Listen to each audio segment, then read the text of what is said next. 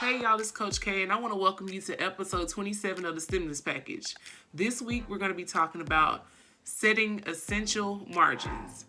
Now, I know a lot of y'all are probably like, what is an essential margin?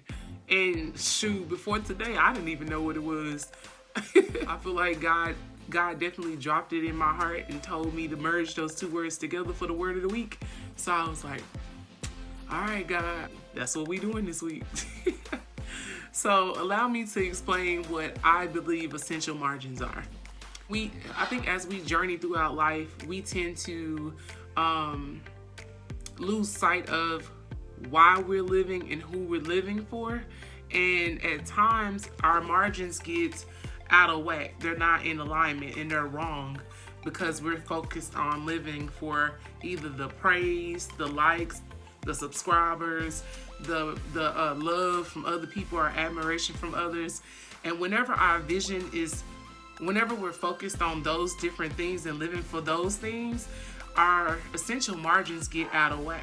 I believe that God put these two words together because he wanted to remind us that we have certain things that we must say no to. We got certain things that we need to put in alignment, and there's certain things that we can't do because we're focused on being kingdom minded or working on kingdom work. What it all comes down to is like we have to make the decision about who we're living for. And whenever we make that decision, it's a lot easier to set the essential margins and understand what we should be doing and shouldn't be doing based off of what the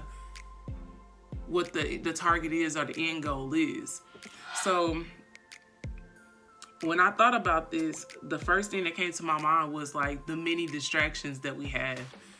I promise you, we're in a pandemic right now. A lot of people are at home, but they're still distracted and not completing their tasks, or they're having a hard time finishing things that God told them to start and finish. And we're all guilty of it. I've been there before. I definitely have, wasted a little bit of time before.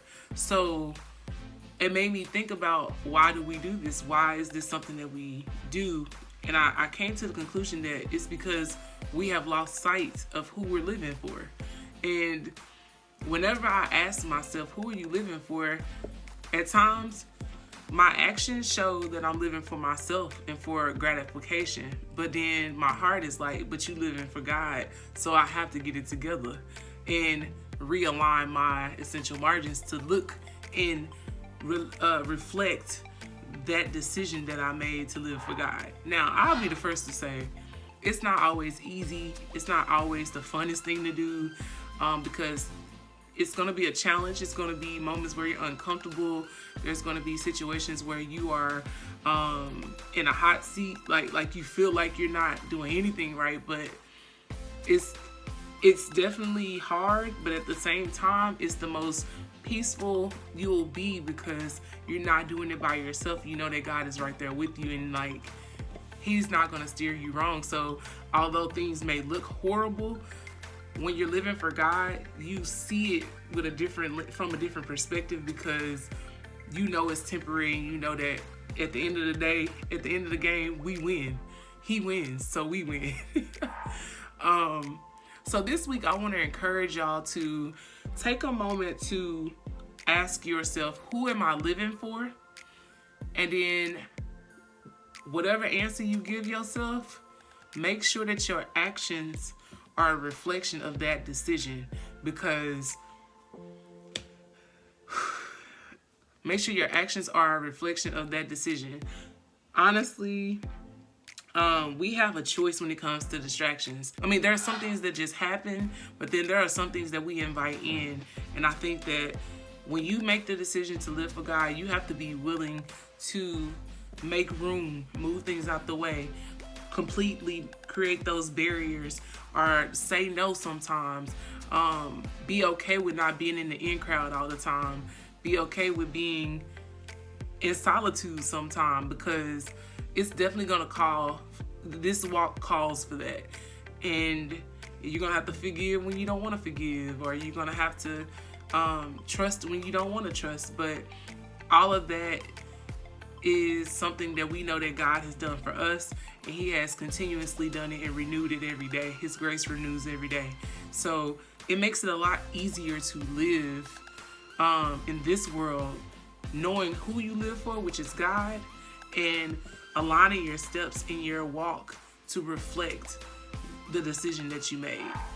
So I hope that this was helpful. I hope I didn't confuse y'all, but remember, essential margins.